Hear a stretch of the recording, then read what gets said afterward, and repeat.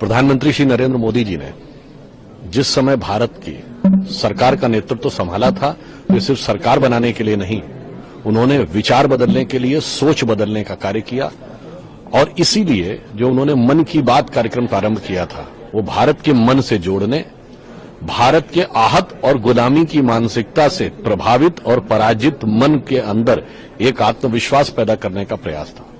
तो आज जो ये मोदी लॉग बुक यहां लिखी गई है अश्विनी फर्नांडिस जी के द्वारा, तो निश्चित रूप से वो सारे मन की बात कार्यक्रमों को जिस प्रकार से उन्होंने एक व्यवस्थित रूप में 4000 लोगों से फीडबैक लेकर उसे ये स्वरूप दिया है, तो मैं कह सकता हूं कि यह दर्शा रहा है कि इन 10 वर्षों में मन की बात ने अपना प्रभाव भारत के समस्त क्षेत्रों में, भौगोलिक और सामाजिक क्षेत्रों में एक व्यापक प्रभाव स्थापित किया है। और ये मोदी जी के मन की उस भाव को भी दर्शाता है कि जो उन्होंने अपने संपूर्ण जीवन को राष्ट्र के लिए समर्पित किया, जिसे मैं इस पंक्ति में कहना चाहूंगा, जो मैंने अभी बोला भी था मोदी जी की तरफ से, कि उनका मन इस भाव का प्रतीक है कि तन समर्पित, मन समर्पित और यह जीवन समर्पित, चाहता हूं देश की धरती तुझे कुछ और भी।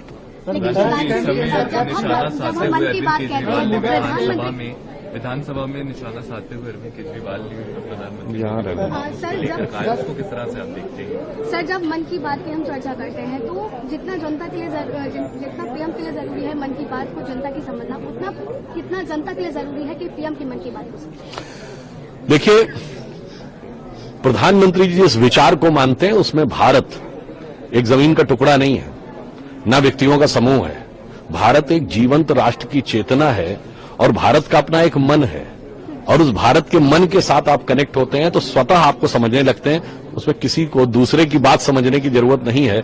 जिसे कहते हैं ना कि जब आप उसको समझते हैं तो अपने आप उसके साथ एकाकार हो जाते हैं। जैसे वो एक शेर है ना कि इस लफ्ज मोहब्बत का इतना ही फसाना है, सिमटे तो दिले आशिक, फैले तो जमाना है। तो अगर आप सबके साथ प्रेम करेंगे तो पूरा जमाने के साथ आप एकाकार। भारत की प्रेरणा लेकर के चलते हैं तो कितना जरूरी है भारत को इकट्ठा होकर के एक देखिए, गार्ड की तरह एकत्रित होना। प्रधानमंत्री जी ने यह बात स्पष्ट रूप से कही थी 15 अगस्त 2022 को कि अमृत काल में हमारे 5 संकल्प होंगे। उसमें से एक था विकसित भारत बनाना पहला, तो दूसरा क्या था कि गुलामी की मानसिकता के हर प्रभाव से अपने को मुक्त करना, तीसरा था कि अपनी सांस्कृतिक विरासत पर गर्व करना, और चौथा था कि इसके लिए सबको कर्तव्य करना, और पांचवा था वो कर्तव्य सामूहिक रूप से करना। तो जो आपने कहा वो बिल्कुल सही बात है कि जब तक विकसित भारत तब तक साकार नहीं हो सकता जब तक मनों में गुलामी भरी रहे और हमें अपने ऊपर आत्मविश्वास न हो।